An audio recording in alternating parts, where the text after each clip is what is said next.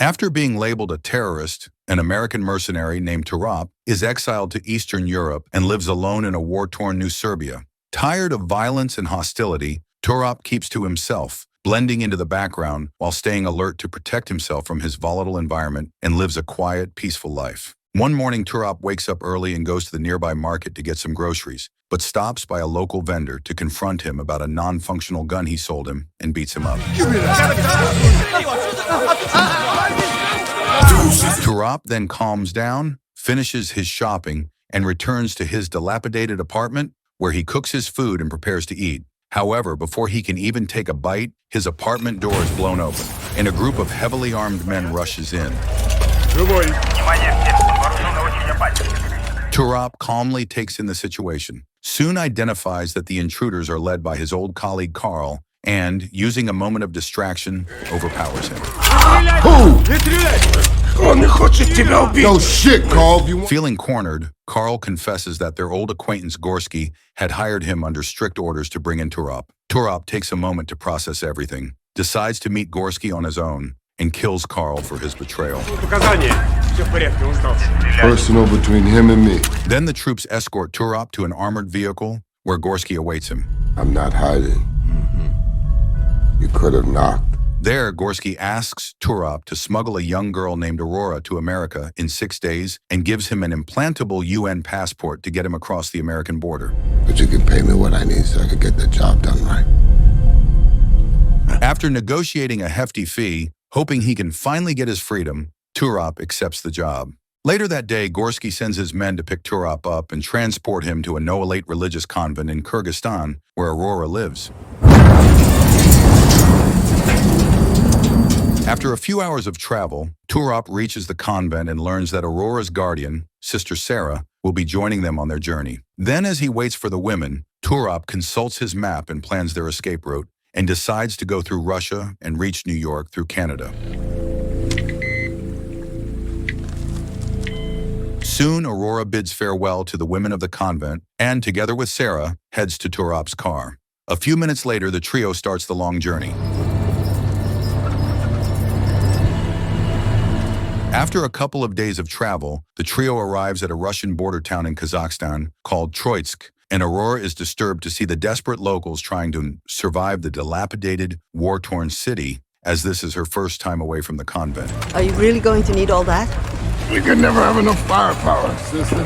Then as the trio leaves the car to head to the train station, Turop warns the women to be alert and stay close to him as they navigate the chaos of the overflowing slum. As Turop gets Aurora a change of clothes, other mercenaries surveil the trio from afar and plan an attack.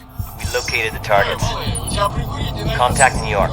Turop and Sarah rush Aurora through the crowd of people to get their tickets to the train. However, moments later, Aurora freaks out and runs away. She's on the run. Aurora! Stop!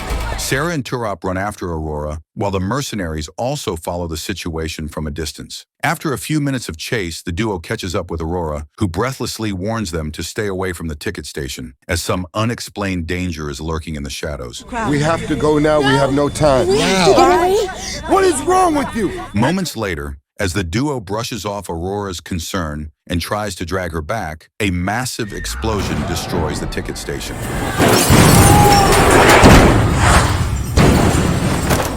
In the aftermath of the explosion, the trio quickly dusts themselves off and rushes directly to the train. There, Turop tries to buy some tickets from passengers, but fails until Aurora intervenes and respectfully asks them for help.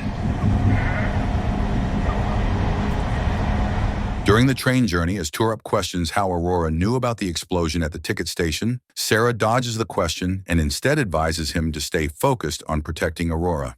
Annoyed with all the secrecy, Turop decides to detach himself from the situation, keep his head down, and make sure the women reach their destination safely so that he can move on to rebuilding his own life. Hence, the trio continues their train journey through the decrepit town in silence. God made man in his image. So what man creates is also God's will. Later that evening, the trio reaches an overpopulated refugee camp in Vladivostok, Russia, and as they head to a local fighting arena to meet with Turop's acquaintance Finn, they're strip searched and Turop's forced to hand in his guns. The trio then enters the arena, where they see fighters brutally beating each other, which shocks Aurora. However, unbeknownst to the trio, a group of mercenaries surveil each of their movements from a close distance. I got them. They're right here. I'll be right there in a minute. And you, don't talk to anybody. A few minutes after their arrival, Turop finds Finn, explains his situation, and pays him to arrange a pass on a boat that can get them to Canada. However, as the trio proceeds to leave, the mercenaries show up out of nowhere, demand that Turop give them Aurora, and start a fight when he refuses. As an intense fight ensues, Sarah holds her own by professionally fighting off some of the mercenaries and protecting Aurora, while Turop attacks the rest. However, despite their best efforts to safeguard Aurora, the young girl is abducted into a fighter's cage. Soon, Turop enters the cage and engages in a brutal fight with an aggressive man. After a lengthy fight, despite Aurora's plea to spare the man's life, Turop kills him. You wanted to protect me! Immediately after, the mercenaries enter the cage and announce that Aurora's father, who had been presumed dead for the past 2 decades, has sent them to rescue her and take the young girl with them, despite Sarah's resistance.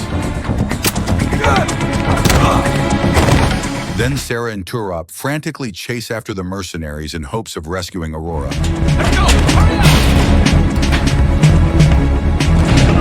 After a lengthy chase, Sarah and Turop catch up with the mercenaries and order them to release Aurora. Next one dies! Tired of people dying because of her, Aurora calmly leaves the mercenaries and rejoins Sarah and Turop while her captors flee. You trying to get us killed? Why don't you let me go? You don't know them! And what are you gonna do? The next morning, the trio is led to a hidden submarine by Finn, where numerous locals impatiently await to board the ship and flee their country in hopes of finding something better. Then all of a sudden, chaos erupts as everyone starts pushing each other in hopes of climbing up the submarine and securing their place as fast as possible before the ship departs. In hopes of avoiding satellite detection, the submarine prepares to depart a few minutes later. To this effect, the captain and his crew shoot at refugees still trying to climb up. Distressed by the casual loss of life, Aurora quickly dives into the submarine and hysterically asks the captain to help the desperate, dying refugees. Take it easy. Hey, take it easy. Then, while everyone watches her in utter confusion, Aurora operates the submarine without any prior training. Okay. Relax. We go back up! Despite Turop's best efforts to calm her down, Aurora screams at the top of her lungs about the dying refugees and freaks out until she passes out exhausted. Jesus, Mary and Joseph, what the hell was that? Later that day, Sarah narrates to Turop that she had joined the Noahlites religion and entered the convent as a teenager, after the high priestess reached out to her while she was recovering from an abusive relationship. She adds that Aurora had been brought to the convent's orphanage as an infant about 20 years ago, and that she had raised her as her own ever since. Sarah also reveals that Aurora has always had a special gift and was able to speak 19 different languages at the age of 2. Despite having this unique ability, Aurora had managed to grow up peacefully in the convent until a Noahite doctor visited her and gave her a mysterious pill 3 months ago and advised Sarah to take the special young girl to the U.S., where she could get the best treatment for her unique condition. As Turop tries to process this information and plans how to move forward, Finn, who has overheard the story, shares his suspicion with Turop that Aurora could be carrying a viral bomb, which makes her worth a lot of money, and asks him to reconsider his mission, to no avail. Later, the group reaches a military zone in the Bering Strait, Alaska, and as they prepare to drive through on snow bikes, they see dead polar bears and remember that the military zone is highly monitored with fighter drones, which shoot down any moving thing, and agree to drive as fast as they can. What happened to them? Fighter drones. Anything that moves is shot on sight. However, soon the group is spotted by the drones, which shoot at them. Finn, get close to me! The group manages to evade the attacks. However, after a few minutes of the ordeal, Turop gets injured while trying to help the women in crashes. Aurora is gutted by this, and despite Finn's insistence to flee the area as fast as possible, returns to check on Turop. Stay with me. Then, as Aurora tries to bandage Turop's wounds with the help of Sarah, Finn sees more fighter drones arriving, freaks out, holds the women at gunpoint, and orders them to leave with him. You got it? I got it. It's okay. Give me a bandage. Luckily, Turop soon regains consciousness, shoots and kills Finn, and rescues the women. Trust no one. Remember. Later that night, the trio enters a free zone in Kitimat, Canada, and camps out in the snow, where they spend the night getting to know each other and bonding. No, thank you. Live a little. No. However, as the night grows, the warm tone changes, and both Turop and Sarah become concerned as Aurora announces that they will all die in New York and wonder how to react to the ominous prediction. We are all going to die in New York. Later that night, Turop confides in Aurora that once he completes his mission, he wants to go to his parents' old farm in upstate New York, fix it up, and start a new life there, away from war and destruction. The next morning, the trio starts their travel early and reaches a small city in Canada, where they rent a motel room to freshen up and plan their next move. There, after some hesitation, Turop injects the subdermal UN passport and prepares to enter America. Then as the trio enters New York, the Noelites inform their high priestess, who boldly calls on the world to invest in the new religion. Elsewhere, the trio arrives at a hotel, and as they settle down, they are shocked to hear that the Noelites' convent had been struck and destroyed by a missile, leaving no survivors. As the news reports continue to give details on the incident, the trio wonders who could be responsible and starts doubting everything they know so far. The convent was struck by a missile late last night. There were no survivors. As the sister tries to comfort the grief-stricken Aurora, Turop receives a call from Gorski, who congratulates him on a job well done and informs him that he will deactivate the tracking device in the subdermal UN passport once he makes sure that Aurora is safe and sound. A few minutes later, the hotel is surrounded by Gorski's men on one side and the Noelite soldiers on the other. While Turop and Sarah try to prepare themselves for the remaining difficult part of the mission, the Noelite doctor arrives at the hotel room, asking to check on Aurora. Then the doctor privately examines Aurora, becomes excited with the results, and attempts to leave the room without explaining the situation, which angers Turop into attacking him. Let him go. If you please. Caught in the middle, Sarah intervenes, calms down Turop, and escorts the doctor out safely, which infuriates Turop even more. As the duo fights over this, Aurora shocks them by announcing that she's pregnant with twins and shares her suspicion that they just want her kids. It's not possible. I've watched over you all your life. Then as they process this information, the high priestess calls Turop and orders him to hand over Aurora to her men. Turop accepts the request and takes the women downstairs, where everyone eagerly awaits them. She's your problem now. However, just as the Noelites prepare to drive off with Aurora, Turop attacks their men, and the trio tries to get away. We're going to the subway.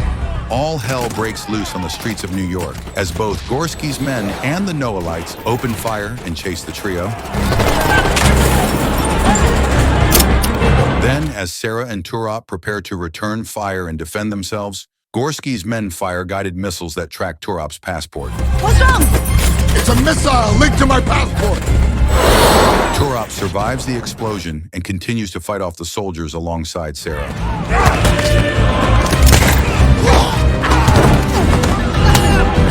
Unfortunately, Sarah is shot and killed.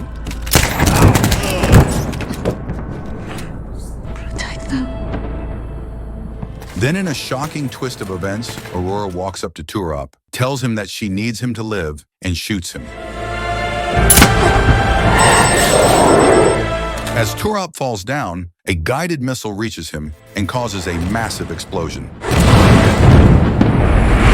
A few days later, Turop regains consciousness in an experimental clinical center where Aurora's father, Dr. Darquandier, had revived him and had replaced his damaged limbs with advanced prosthetics. Dr. Darquandier then explains that he had implanted a supercomputer into Aurora's brain while she was just a fetus, at the request of the Noelites. Once Aurora was born, the Noelites had sent Gorski to kill the doctor, to no avail. The doctor adds that the Noelites had planned to use Aurora to promote their religion. Then, after revealing that Aurora had given Turop a special message, Dr. Darquandier accesses Turop's memory and learns the message. He took my baby away and hid her for the Noelites. I searched for her for years, but I couldn't find her. After the procedure, the doctor begs Turop to find Aurora and protect her. Guided by the message, Turop rushes to his parents' old farm while the doctor stays back, eagerly waiting to hear good news. Elsewhere, Gorsky Video calls the High Priestess, demanding to be paid for his services so far, but the annoyed High Priestess kills him with a missile. I'm on my way to see our old friend, Darkondier. Impossible. Then the High Priestess arrives at Dr. Darquandier's facility and kills him as revenge for ruining her grand plan. Find Turop. He knows where she is. At the old farm, Turop finds Aurora and takes her into hiding, knowing that he can only protect her until she gives birth, as she's pre-programmed to breed and will die immediately after delivery. 6 months later, Turop takes Aurora to a hospital where she asks him to take care of her soon-arriving twins. Moments later, Aurora goes into labor, gives birth to the twins, and dies right after. Ready? Okay, Dad.